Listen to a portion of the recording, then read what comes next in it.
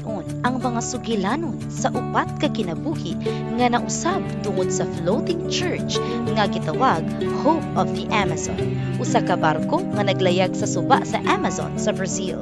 Kini nga simbahan sa barko nakuha pinaagi sa 13th Sabbath offering sa 2016. Kini makapadasig ng mga sugilanon nga nagauluhan pagpasaylo o Jair.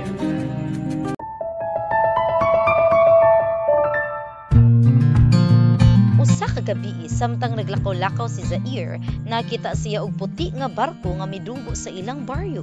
Misulod siya og naminaw sa wali ni Pastor Cassie bahin sa pagpasaylo. Ang maong topiko sakit alang niya kay kaniadto tungod sa droga ug kasuko nakapatay siya sa tawo nga nagpatay sa iyang igsuon. Dagang simbahan ang iyang giduulan apan giingnan siya nga dili mapasaylo ang iyang sala.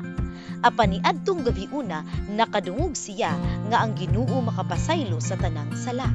Miapil siya sa sunod nga mga panagtigom ug sa katapusan nagpabautismo siya.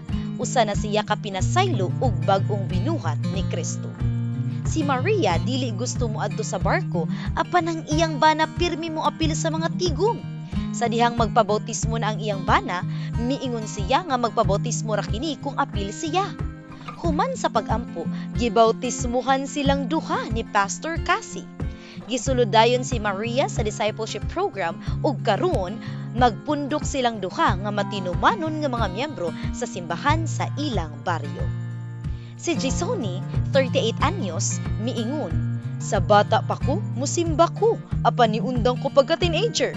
Karong gabi una, mubalik ko sa simbahan." Pinaagi sa floating church, nakabalik siya sa Ginoo. Si Paulo, 60 anyos, wala gyud mosimba ug nagdili sa iyang asawa nga mosimba. Apan sa pag-abot ni Pastor Cassie, wala niya siya giingnan bahin sa simbahan.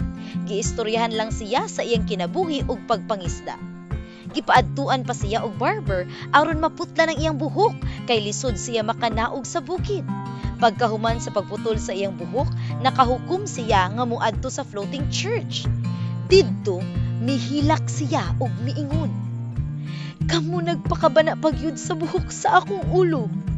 Miapil siya sa mga tigom o gibautismuhan uban sa tibuok niyang pamilya. Nagpasalamat si Pastor Cassie kay ang matag usa adunay lain-laing istorya sa kaluwasan.